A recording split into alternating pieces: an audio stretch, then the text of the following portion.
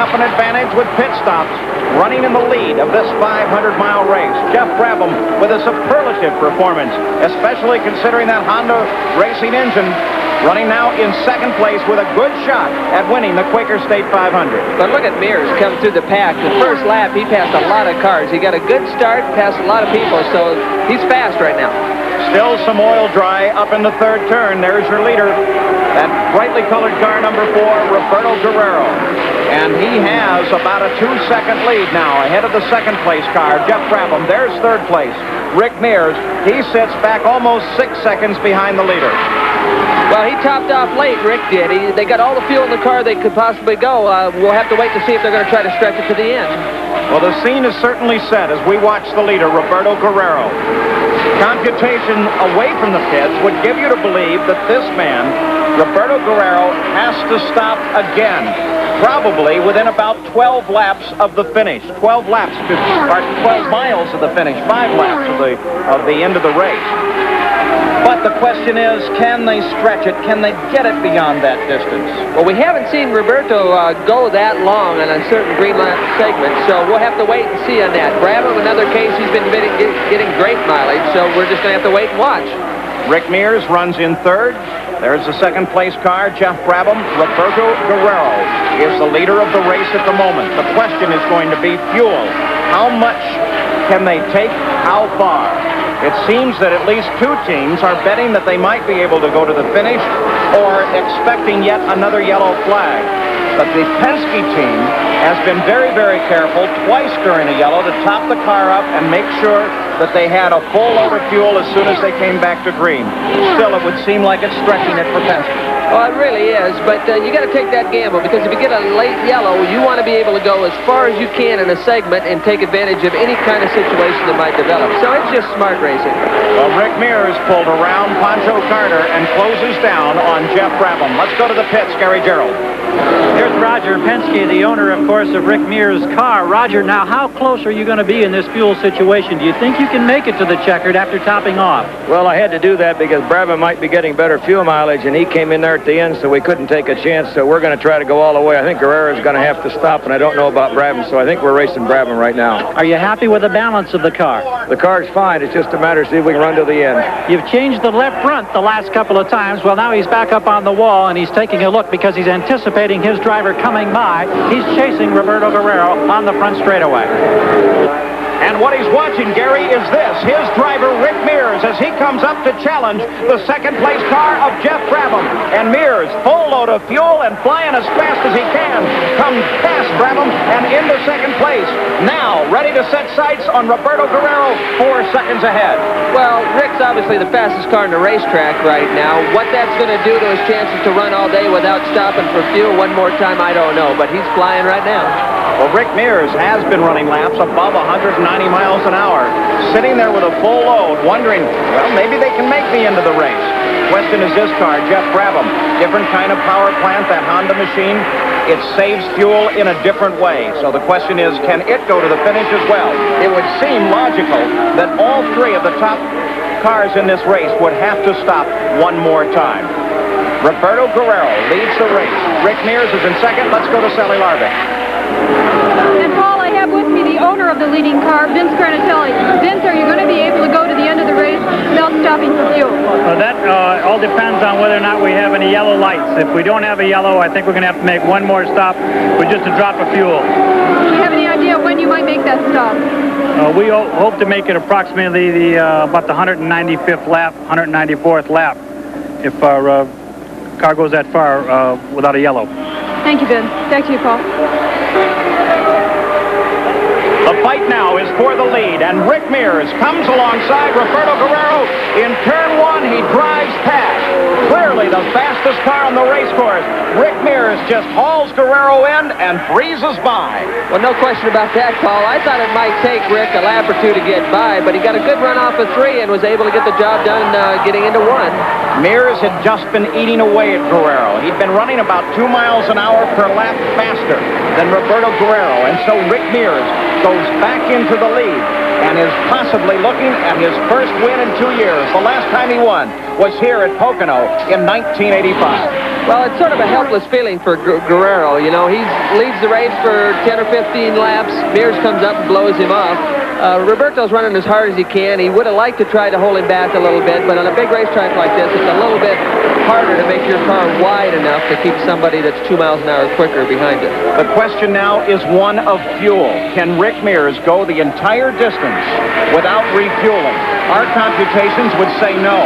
Vince Granatelli kind of confirmed that they're going to have to stop before the end of this race. Well, you got an interesting situation. Mears has got some of the electronic fuel management program technology on board his car. Guerrero doesn't. This could be a factor. Roberto's not getting the fuel mileage, and even under the yellow will not get the mileage that Rick Mears will. While Rick Mears leads, this race may yet be decided by the pit crew. Well, here's Rick Gallis, the owner of Jeff Brabham's car. You've clearly had the best fuel mileage, it seems, all day. Can you go the distance? Yeah, we're going to go the distance, and I just don't know if the other ones can or not. Have you heard anything? Is it a gamble for you? No, it's no gamble. He's very confident. They say they can go the distance, Paul. So the question for this car is, can it make it to the finish? That is Jeff Brabham. He is running in third place. There's the leader, Rick Mears. But the crew begins to indicate that Roberto Guerrero is going to stop. And there he is. Let's go to Sally. And the crew is out on the track. They're just going to change 2 tires. They're putting fuel into the car, and Guerrero is off. So they just topped the car off with fuel. They were ready for a tire change. They said, no, let's not do it. Top that car with fuel and get it back into the action. Roberto Guerrero now has enough to go to the finish. Does this man, Rick Mears? He is the leader. The Penske team is always ready in the pits with just 5 laps to go now. And Rick Mears is leading the race. You can see there is Chris Mears, his wife, up in the scoring stand. Roger Penske watches, and for the moment, that's about all they can do. The crew can be prepared for when they might be able to help Rick. They've got 1 car off to the side, Ludwig Heimrath. He's down low.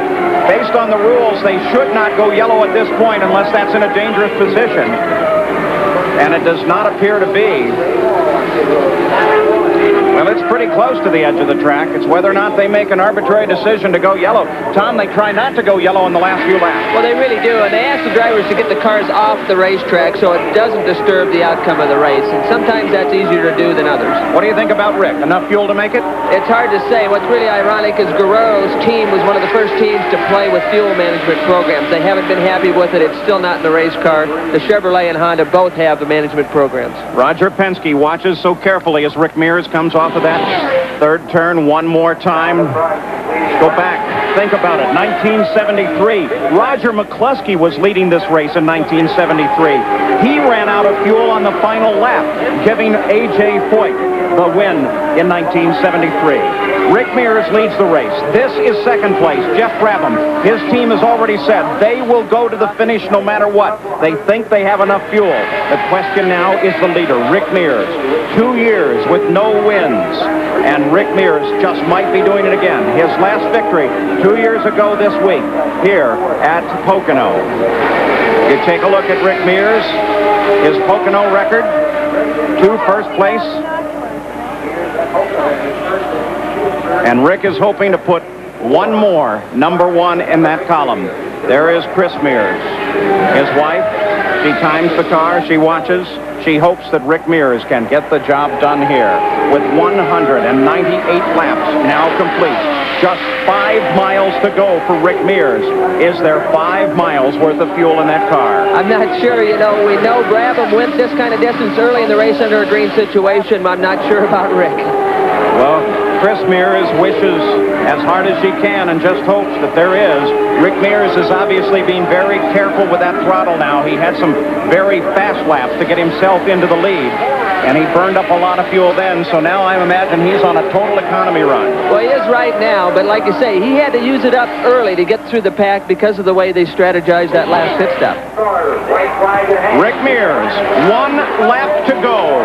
A simple 2.5 miles. Is there enough fuel? Jeff Brabham runs in second place. Can he catch Mears in this lap? It's not likely if Mears stays on the power. But can Mears finish the lap? It's a tremendous gamble for the Penske team. They've decided to go the whole distance. There's no stopping now for Rick Mears, and there will be no other laps. This is the final lap. Car number 8, the Pennzoil. It is a March. It is powered by Chevrolet. This would mean the first win for Chevrolet at 500 miles. Can they get it done? There is still a question. Look at Chris. She praised this car around. If she could pick it up and carry it, she would. It's the final turn for Rick Mears.